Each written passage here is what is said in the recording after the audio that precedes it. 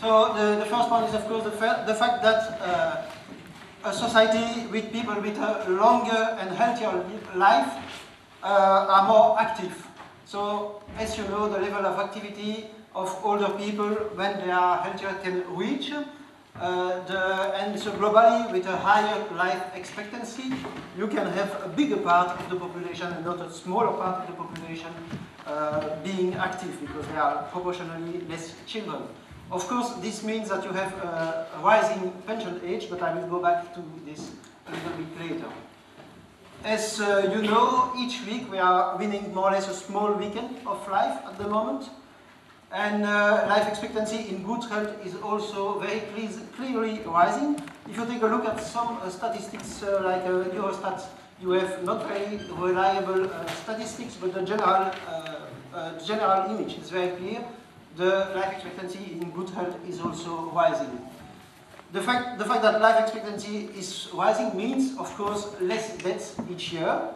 And it means, and that is the important point economically, less people in the last year of their life. Why is this important?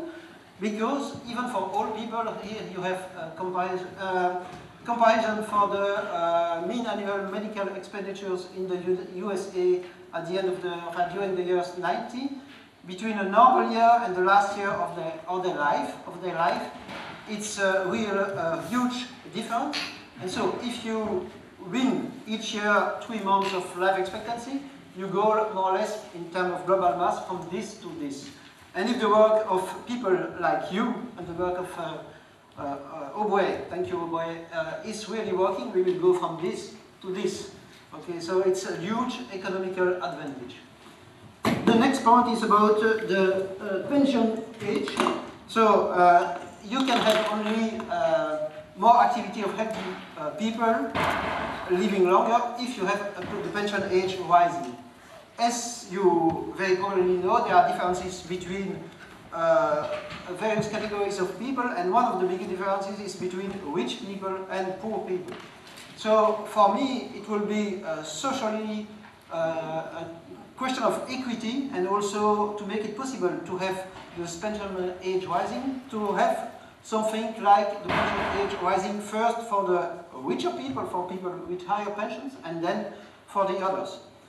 At the moment, there is no country in the world you have this link between pension age and the rising of life expectancy. That's funny. You have only one country where there is a small part of life expectancy taken in consideration, but really pension age and life expectancy, nowhere. The big question of overpopulation. As Dr. Leonid Gavrilov told you if you were here 2 years ago, if you take the population in Sweden and that you imagine this country without mortality due to old age, so if the people after the age of 50 years don't die more than they would die before 50 years, you see on the horizontal line, 2005-2055, the difference between the two lines is the difference if the mortality is the same after 50 years or if the mortality is going normally. So you see that's only 2 millions, all things being equal. But the important thing is that all things are not being equal. Here you have, that's from the website Gapminder, you maybe know, you have the comparison between 1955 and 2005 for the population of all countries in the world. And here you have the number of children per woman also, and here you have, of course, a life expectancy. And you see that when the life expectancy is rising, very, very clearly, the number of children per woman is going down. So, for example, in China, but in China there was, of course, a compulsory, China is here, right? China, there is a compulsory one-child system, but also in India, for example, it's going from 6 to already less than 3. So it's really life expectancy, the rise of life expectancy means less children, and so less problem of overpopulation, and not more problem of overpopulation. the best example is that the part of the world where the population is rising the fastest is Africa, the blue countries here, especially the countries in the south of Africa. Next point, there is a very clear link between the life expectancy and the GDP, the richness, the richness of a country. So of course it's working two ways, but you see, so here you have GDP and here you have once again life expectancy. You see that there is a very clear link between the two. Okay, no more economics, strictly economics, but when you have a population advancing in age, a healthier population advancing in age, you have also a happier population. So there are studies about when are people happy. They are happy when they are young, they are less happy when they are 30, 40, and after that there is a U-curve. After that the people are against happier. So this means globally when you have a population advancing in age, in good health, the population is more happy, and that's of course good for the society as a whole. And it's also good because it means less risk of disruptive attitudes. And I'm going now to the next point. The wisdom does not necessarily come with age, but when you take a look at statistics concerning crime, you have what's called the crime curve age, and here that's the situation. So here, that's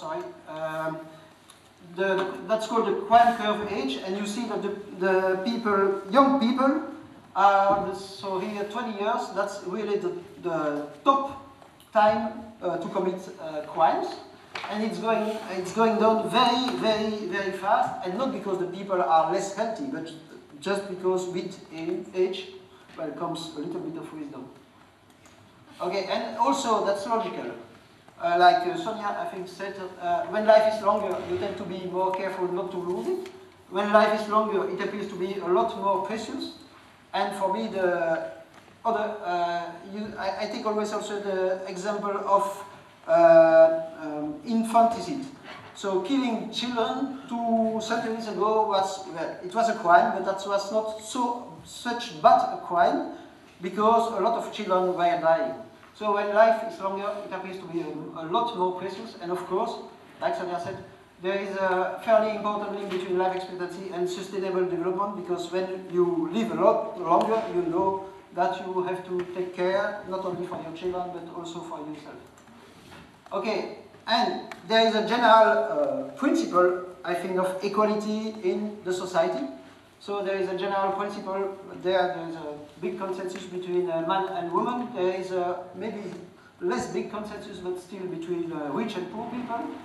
There is also a consensus between people from all origins.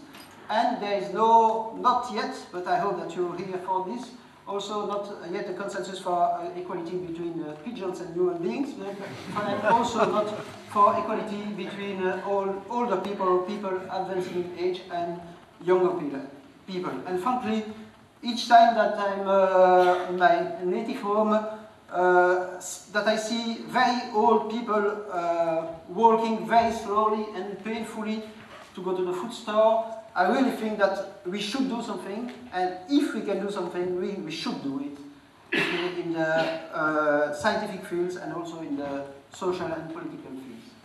Okay, the last slide with the graph is this one. That's there are a lot of people saying, yeah, but that's not so important because in the south the people are still dying of hunger and so on. Well, of course that's true for a small part of, well, it's true for a part of Africa, but here you have one of the poorest countries in the world, Bangladesh, and you have also China, and on the other side you have the United States and my funny vanishing country, Belgium. Okay, and you see the evolution between 1960 and now, and you see so the GDP here. There are still huge differences, but compared to the life expectancy, the difference is really becoming very small. For me, one characteristic is two precise points. For example, in Bangladesh, the life expectancy was rising 12 years, the last 25 years, and for example, in Peking, the life expectancy is now, Peking, capital of China, of course, is now higher than the life expectancy in Washington, capital of the United States. So in a sense, you can even say that working for a longer life expectancy is first better for poor people than for rich people, in a sense. Okay, so already my conclusion. I think that a society with more resilient people, living a lot longer, people knowing that they will be able to go on for long if they care for themselves and for others, it is probably one of the nicest futures that we can imagine. So for you, for me, but that's not the most important, for the society as a whole. Thank you.